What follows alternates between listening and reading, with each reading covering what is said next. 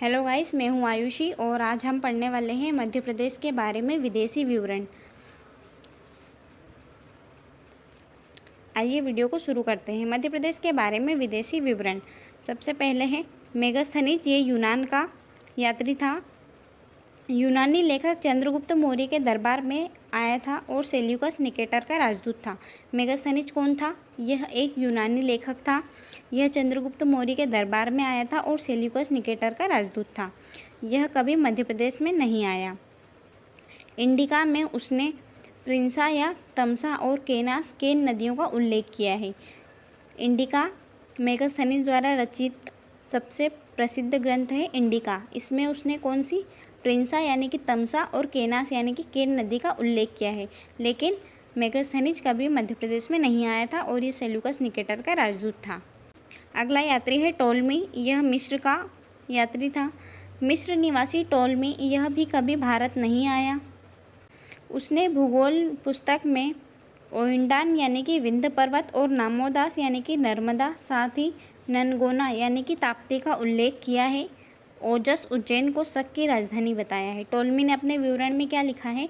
उसने अपने विवरण में विंध्य प्रदेश यानी कि विंध्य प्रदेश को ओइंडान और नामोदास यानी कि नर्मदा, साथ ही ताप्ती का उल्लेख ननगोना के नाम से किया है और वर्तमान उज्जैन जिसे ओजस कहा है इसे शक साम्राज्य की राजधानी बताया है।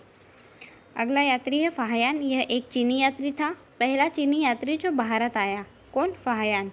यह चीनी यात्री मध्य प्रदेश से गुजरा था और मालवा की जलवायु को इसने विश्व की सर्वोत्तम जलवायु बताया था। इसकी पुस्तक है फा क्यों की।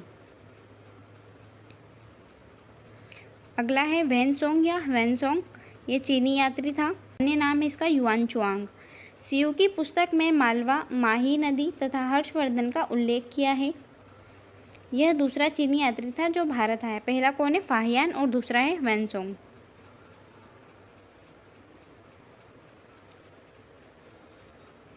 अब है अल बरूनी। उज्बेकिस्तान और मध्य एशिया का ये निवासी हुआ। उज्बेकिस्तान निवासी जो महमूद गजनवी के साथ भारत आया था। तहकीक हिंद में खजूरवाहक या खजुराहो, तिनोरी मतलब त्रिपुरी और अर्दिन यानी कि उज्जैन का उल्लेख किया है अल बरूनी ने। अब है इब्न बतूता। यह मोरक्को का शासक था। इसकी पुस्तक रहला में इसने मठ यानी कि ग्वालियर, उमटी यानी कि भिंड का उल्लेख किया है। मोहम्मद तुगलक के काल में भारत आया था। कौन? Ibn Battuta. कहाँ का यात्री था? मोरक्को का। अब है राल्फ फ्रिंच। यह ब्रिटिश यात्री था और अकबर के काल में आया। बुरहानपुर किला गया और ताप्ती नदी का भी उल्लेख इसने किया है। Thomas Roe. यह भी ब्रिटिश यात्री था। जहांगीर से मांडू में मिलने आया था टॉमस रो और परवेज से मिलने बुरहानपुर गया था। अब है जनरल टेलर। ये ब्रिटिश यात्री था। सांची स्तूप का खोज करता है 1818 में। कनिंघम भरूच स्तूप की खोज के 1873 में। उसके बाद है कैप्टन फोर्सिथ। या अमेरिकी यात्री था। इसने पचमढ़ी की खोज की और the highland of central India में सतपुड़ा, हेलान और बंजर घाटी का उल्लेख किया है। अगला यात्री है टी.एस. बर्ट। ये भी ब्रिटिश यात्री था। यह एक ब्रिटिश इंजीनियर था जिसने खजुराहो के मंदिरों को खोज की। अब है प्राचीन जनपद और उनके नवीन नाम। अवंती या अवंतिका का नवीन नाम है उज्जैन। वत्स का नवीन नाम है ग्वालियर। चेदी, खजुराहो, अनूप निमाड़ का प्राचीन नाम है। वही विदिशा का प्राचीन नाम है दशाण। दमोह का प्राचीन नाम है तुंडीकेर और नरवर या शिवपुरी का प्राचीन नाम है नलपुर। अब यहाँ पर कुछ ध्यान आकर्षण के लिए दिया गया है। कहा जाता है कि दंतवक्र नामक दैत्य के नाम पर दतिया का राज्य हुआ।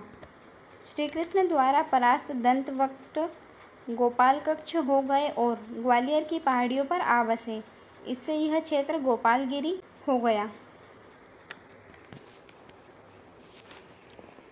जो कि ग्वालियर का एक पूर्व नाम भी है, गोपालगिरी। नोटेबल फैक्ट देखेंगे कोहिनूर हीरे के बारे में। अलाउद्दीन द्वारा कुतुब शाह से प्राप्त कोहिनूर हीरा तोमर वंश के पास आ गया था, जो मुगलों को सौंपा गया, जहां से अफगानिस्तान पहुंचा था। शाह शुजा ने रणजीत सिंह को कोहिनूर भेंट किया। इसके वंशज दिलीप सिंह से अंग्रेजों ने 1849 में ले लिया था कोहिनूर हीरे को। अब है मध्य प्रदेश के अन्य प्रमुख अभिलेख। खोह या उचेहरा अभिलेख। इन अभिलेखों से सतना के आसपास के उच्च कल्प शासकों की जानकारी मिलती है या उनका उल्लेख है। बल्ख के महाराजाओं के अभिलेख। इंदौर, बाघ, सिरपुर के अभिलेखों में बल्ख महाराजाओं का उल्लेख है।